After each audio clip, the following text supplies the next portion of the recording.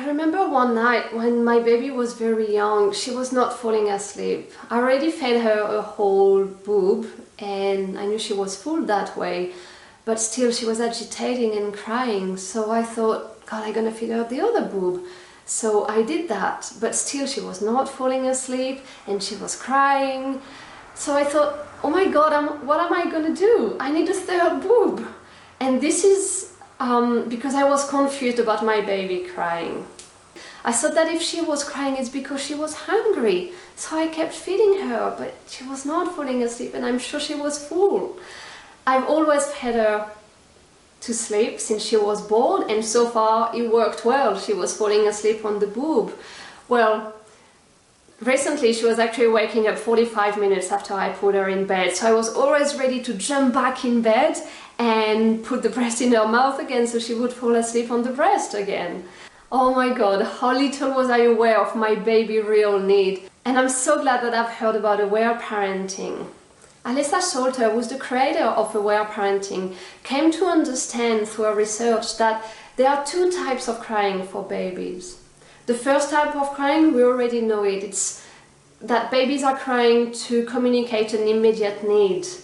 So the need for food, the need for closeness, because they have a wet nappy, because they're uncomfortable, because they're in pain or they need to burp, something like that. That's the first type of crying. But the second type of crying can be a healing mechanism. Babies cry to heal from past hurts, traumas and frustrations. And this is the knowledge that I want to share with you today, because having that knowledge makes parenting so much easier and it's a gift for both you and your baby. So yes, babies need to heal. So they need to heal from their birth, for example, which is quite a traumatic event for them. They need to heal from stresses like prenatal stress or from the stresses that affect them because you are stressed or the people around them are stressed. They need to heal as well from all those frustrations. For example, when they can't roll over, or every time they try to sit they fall off, or they can't reach for a toy, or they can't communicate properly with you. All this is really frustrating, and babies cry to let those frustrations out. And they heal as well from overwhelm and overstimulation, such as bright lights and loud noises, or lots of people around, or the TV in the background. They're so sensitive when they're very little. So how is this healing mechanism happening? Well, it has been shown that in tears there are stress hormones.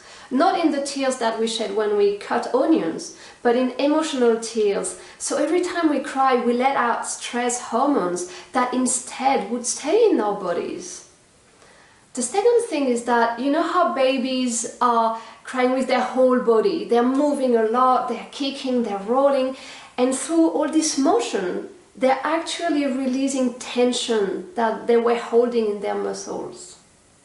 Also, through crying and raging, our babies are letting out big feelings, such as overwhelm, frustration, anger, and those big feelings, when they're expressed, they're not in the body anymore, they're not repressed anymore.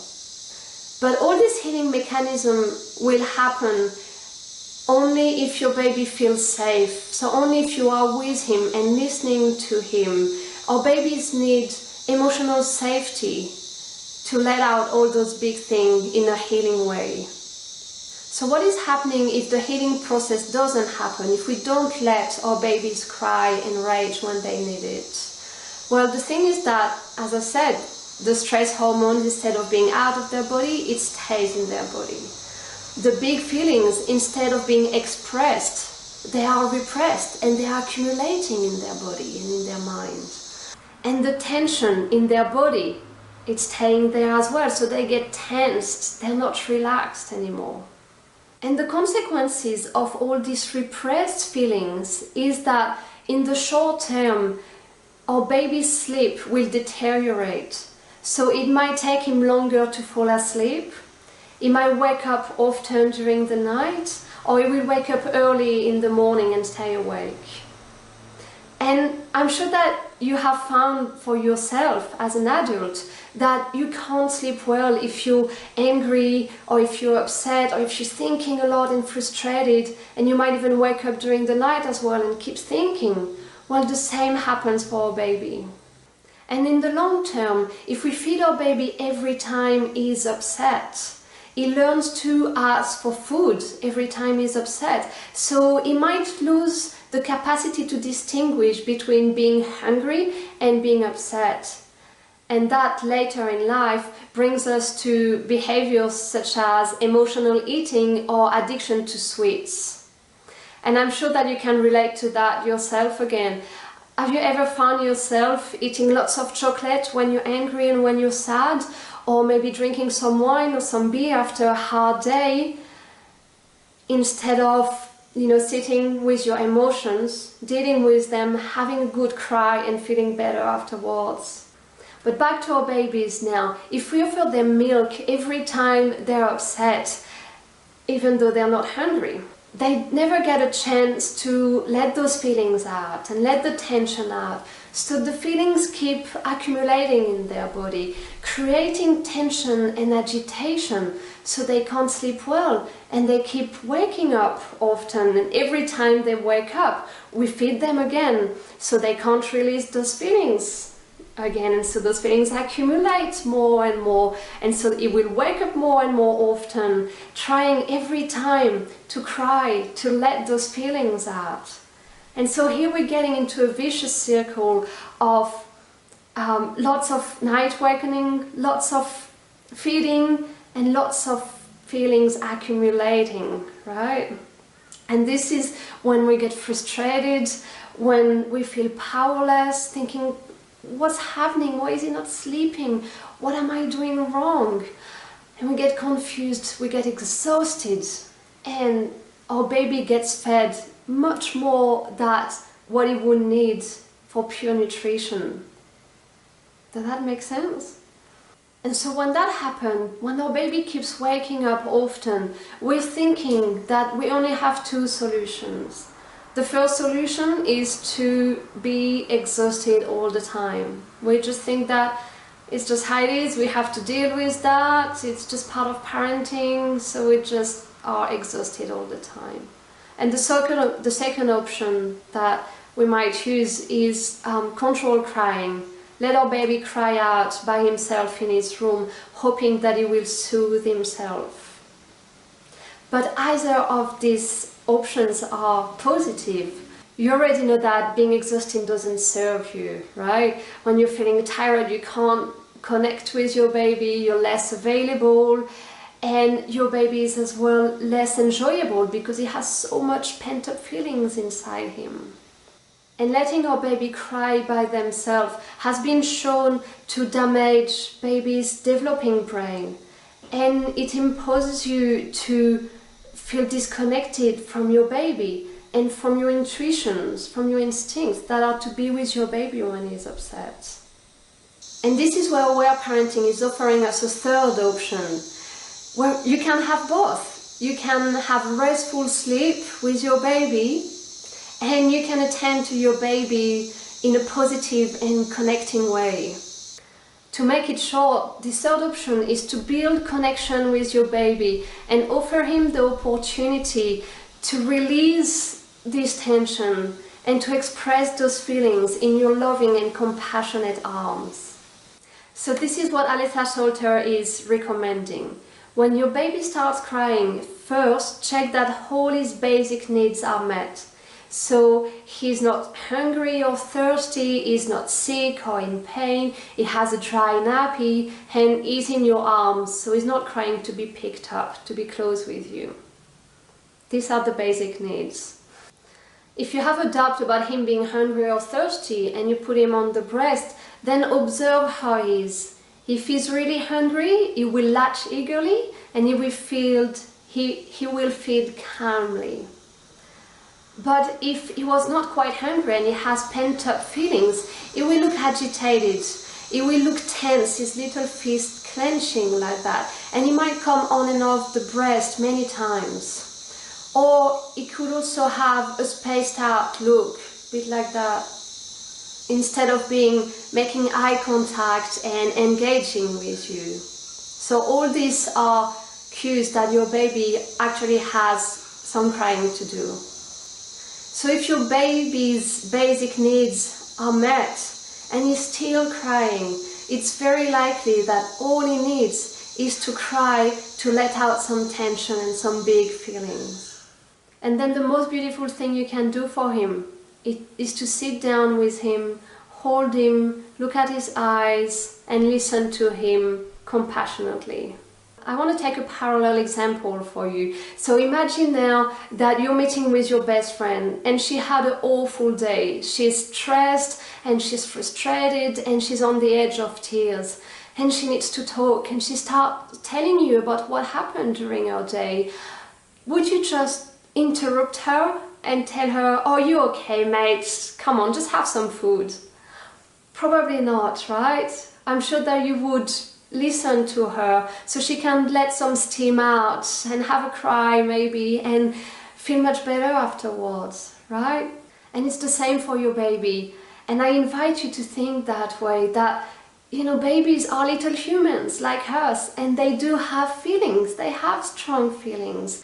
And when they feel uncomfortable, they will automatically try to cry to heal and release those feelings. But often we stop them with all the good intentions we have. Uncomfortable feelings come up more easily when we're tired, and it's why babies cry more at night. So what Aletha Solter is recommending us to do is, instead of feeding our baby to sleep at night, we feed him a bit earlier, before bedtime, and then we offer him the opportunity to cry in our loving arms. So this is how I'm doing it with my baby. Once I understood that crying can be a healing process for my baby, I stopped feeding her to sleep at night. Instead, I feed her on the couch a bit before bedtime, and while I'm feeding her, I'm looking at her eyes, I'm really connecting with her. I tell her about our day, all the things we've done, etc. And then, after our usual bedtime routine, I will simply lie down in bed next to her. And so if she's tired, she would just fall asleep within a few minutes. But if she has pent-up feelings and she needs to cry, she will find a pretext and start crying and releasing.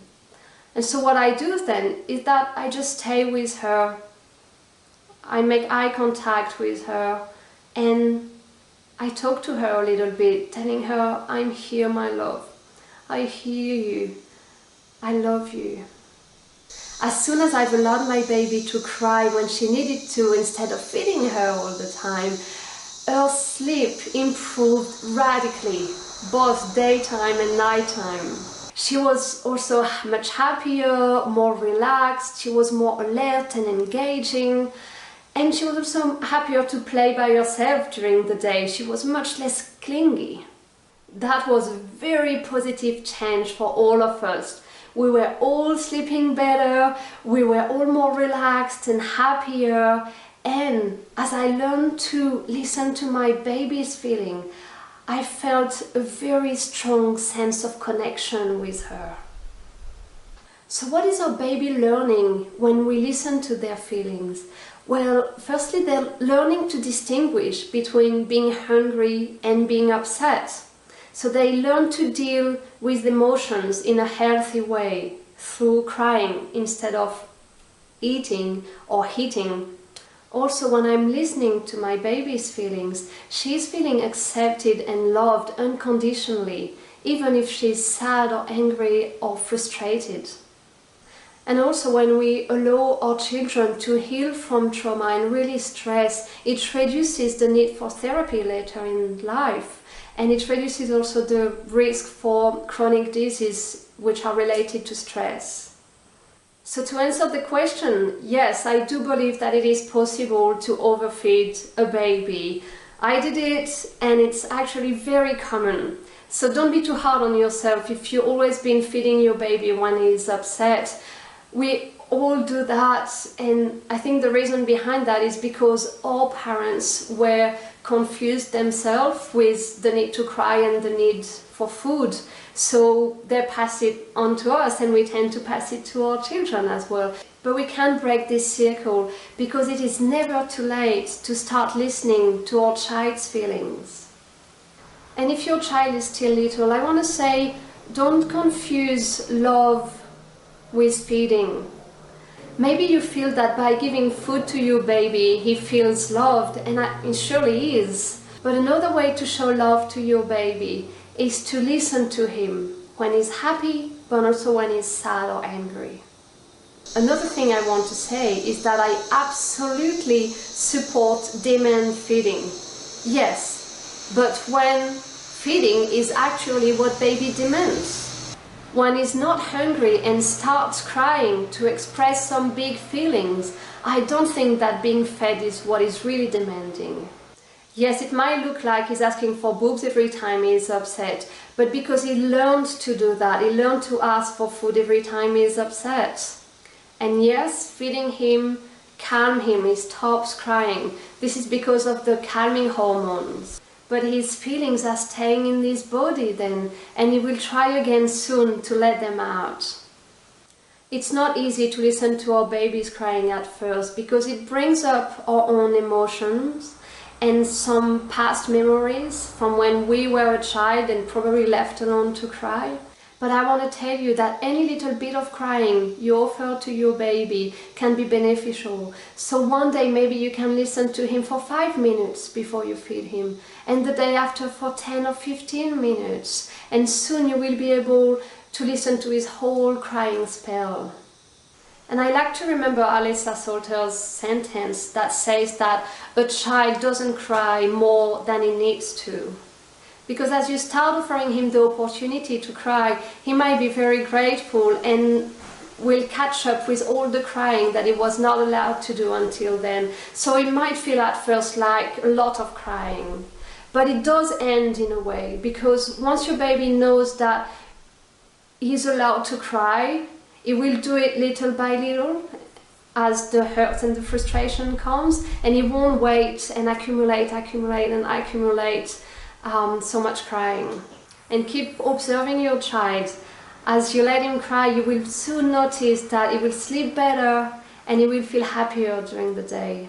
So that's it. It might take you some time to distinguish between hunger and the need to release, but just keep in mind that if all your baby's needs are met and he's still crying, it's very likely that all he needs is to cry in your loving and compassionate arms.